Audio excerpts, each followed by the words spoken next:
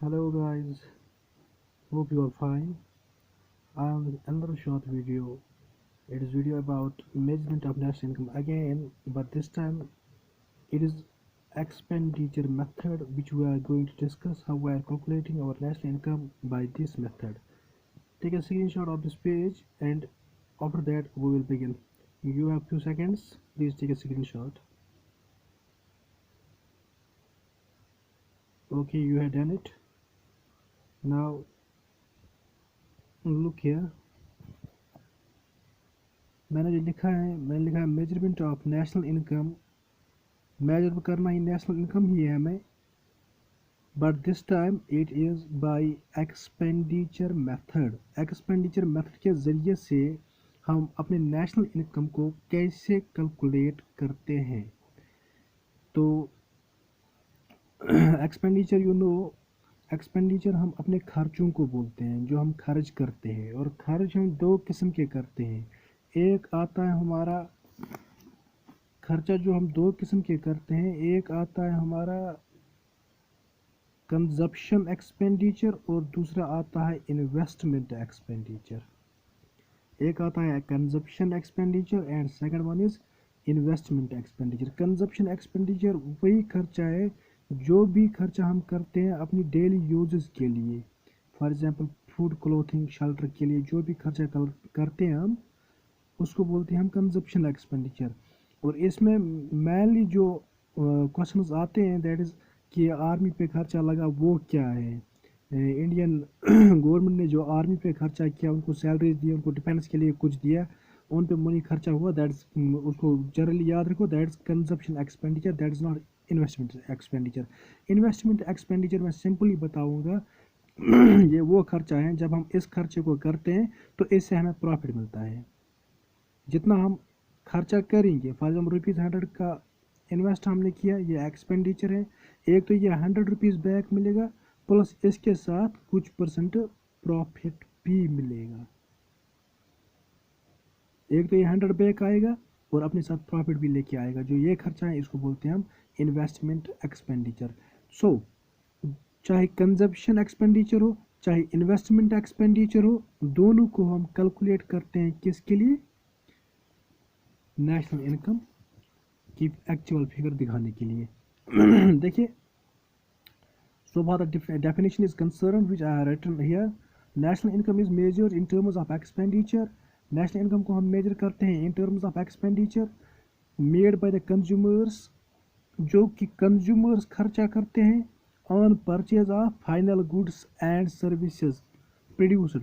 जो भी इकोनॉमी में final goods and services produce होते हैं उस पे जो खर्चा होता है, उन फाइनल गुड्स एंड सर्विसेज पे जो खर्चा होता है वो हम ऐड करते हैं इन मेजरमेंट ऑफ नेशनल इनकम.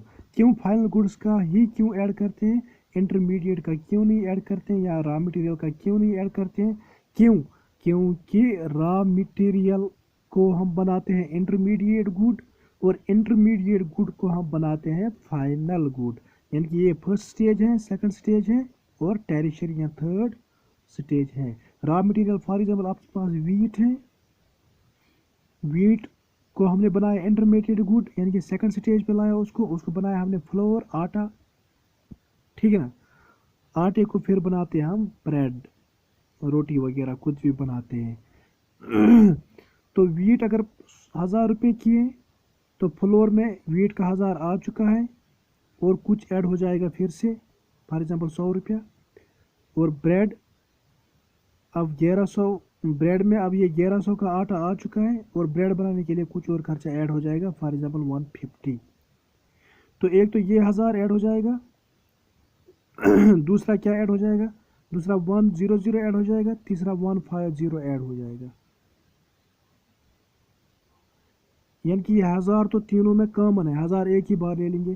फिर जो ऐड हुआ है उनको लेते हैं, ये है, इसको बोलते हैं वैल्यू एडेड. इनको बोलते हैं वैल्यू एडेड. और ये है बेसिक जो पहले से ही वैल्यू था इसका. तो हम लेते हैं फाइनल गुड का. फाइनल गुड में ये बन चुका है, बन के आया है 1100 प्लस 150 दैट इज 1250. 50 फाइनल में ही ले लेंगे।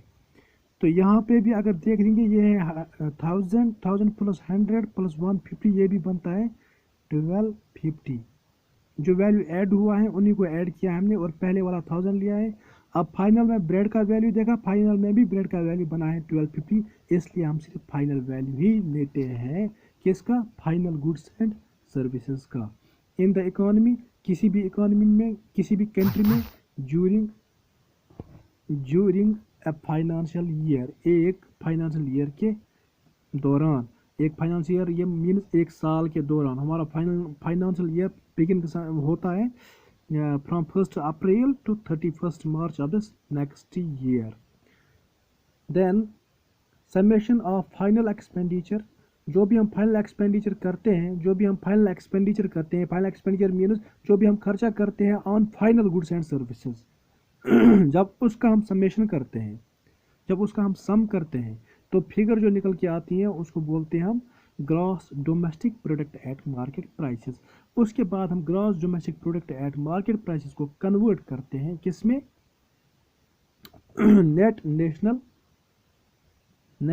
प्रोडक्ट एट फैक्टर कॉस्ट में, ताकि हम नेशनल इनकम को कैलकुलेट कर सकें, क्योंकि net national product at factor cost को ही हम नेशनल इनकम बोलते हैं। अब calculation of GDP includes, GDP में क्या क्या आता है? जीडीपी में आता है कंजप्शन, जीडीपी में आता है इन्वेस्टमेंट, जीडीपी में आता है गवर्नमेंट इन्वेस्टमेंट, जीडीपी में आता है एक्सपोर्ट्स माइनस इंपोर्ट्स। देखिए कंजप्शन तो दो टाइप के होते हैं। एक होते हैं जो हम लोग करते हैं, आप करते हैं, मैं करता हूँ, ये तो इसको बोलते हैं प्राइवेट कंजप्शन। दूसरा टाइप का कंजप्शन होता है जो गवर्नमेंट करता है, फॉर एग्जाम्पल रोड्स बनाता है, बिल्डिंग्स बनाता है, जो कुछ भी गवर्नमेंट करता है उसको बोलते हैं हम गवर्नमेंट कंजप्शन। जो हम करते हैं उसको बोलते हैं हम प्राइवेट कंजप्शन। और तीसरा पॉइंट जो ऐड होता है वो होता है इन्वेस्टमेंट। इन्वेस्टमेंट पहले ही मैंने बोला, इन्वेस्टमेंट किसको हम बोलते हैं। इन्वेस्टमेंट भी दो टाइप का होता है, इन्वेस्टमेंट भी प्राइवेट लोग करते हैं और इन्वेस्टमेंट भी गवर्नमेंट बॉडीज करती है। इन्वेस्टमेंट से क्या होता है? इन्वेस्टमेंट से एक तो फिक्स्ड कैपिटल इंक्रीज होता है, दूसरा करंट कैपिटल इंक्रीज होता है। सीधे अल्फाज में हम इन्वेस्टमेंट को बोलते हैं हम gross domestic capital formation. Capital formation को ही हम इन्वेस्टमेंट, यानी कैपिटल का इंक्रीज होना, एसेट्स का इंक्रीज होना, उसको बोलते हैं हम इन्वेस्टमेंट। फिक्स्ड कैपिटल इंक्रीज होता है और करंट कैपिटल इंक्रीज होता है इन्वेस्टमेंट से। चौथा है exports minus imports. What is this exports minus imports? Exports minus imports is जो यहाँ से हम बाहर एक्सपोर्ट करते हैं और बाहर से यहाँ लाते हैं इस कंट्री में, उसको बोलते हैं इंपोर्ट। एक्सपोर्ट एंड इंपोर्ट को जब डिफरेंस करते हैं तो निकल के आता है नेट एक्सपोर्ट।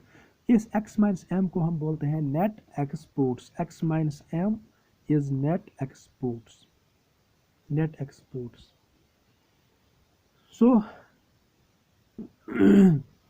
जब हम यही निकालते हैं private consumption, government consumption, investment plus X minus M यानी कि नेट एक्सपोर्ट्स, जब इन सब का ऐड करते हैं तो निकल के आता है जिसको हम बोलते हैं जीडीपी एट एमपी। इसको बोलते हैं हम gross domestic product at market price. But gross domestic product at market price हमारा नेशनल इनकम नहीं है, हमारा नेशनल इनकम है net national product at factor cost. So इस तक पहुंचने के लिए हम क्या करते हैं? हम इस तक पहुंचने के लिए लिखते हैं यही gross domestic product at market price. फिर क्या करते हैं? ग्रॉस को नेट बनाना है, ग्रॉस को नेट बनाने के लिए ग्रॉस से माइनस करते हैं डेप्रिसिएशन। ये वैल्यूज गिवन होंगे हमें जब कैलकुलेट करना होगा। ग्रॉस से डिडक्ट करेंगे डेप्रिसिएशन, पर गया नेट। डोमेस्टिक से आना है नेशनल पे, डोमेस्टिक से नेशनल पे आते हैं जब हम डोमेस्टिक को ऐड करते हैं net factor income from abroad. ये चीज़ तो आपको पता है। प्रोडक्ट तो सेम ही है, ये भी प्रोडक्ट ही है और ये भी प्रोडक्ट ही है, कुछ भी नहीं करना है। अब मार्केट प्राइस से आना है फैक्टर कॉस्ट पे, मार्केट प्राइस से फैक्टर कॉस्ट पे आते हैं। जब मार्केट प्राइस को हम नेट इनडायरेक्ट टैक्सेस माइनस करते हैं तो फिगर निकल के आती है फैक्टर कॉस्ट। इस वाली लाइन को जब हम पूरा सॉल्व करते हैं तो निकल के आता है net national product at factor cost. ये था आज का वीडियो। होप आपको समझ आया होगा ये वीडियो और अच्छा लगा होगा वीडियो। मैं ये वीडियो सिर्फ आपके लिए यहाँ पे रख रहा हूँ। इस वीडियो को प्लीज़ लाइक करें, शेयर करें और मेरी चैनल को सब्सक्राइब करें। Thank you very much.